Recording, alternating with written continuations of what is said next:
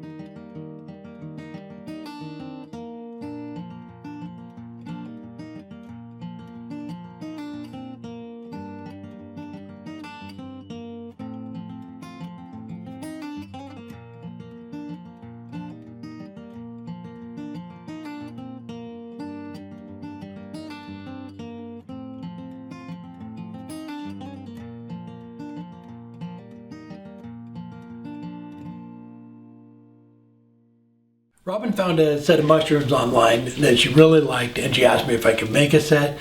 The ones we found, they were painted different colors on top, but she really likes the aged wood, so we went with that.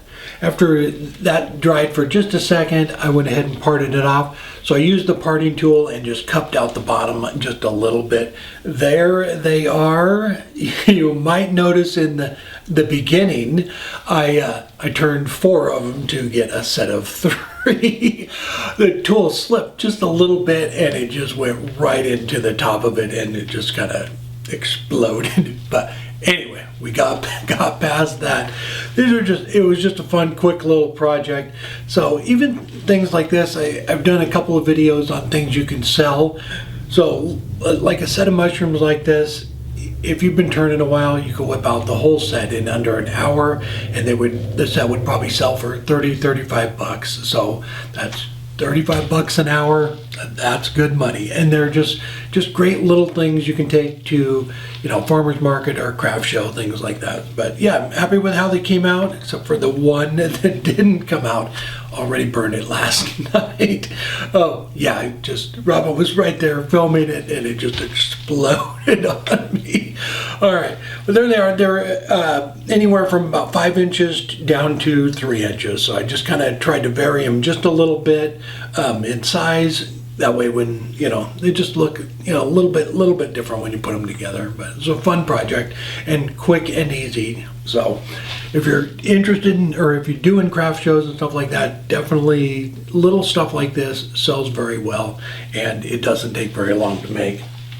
All right. I got the Woodturners Worldwide Symposium is coming up next month. So that's the 24th to the 25th, or the 24th through the 26th.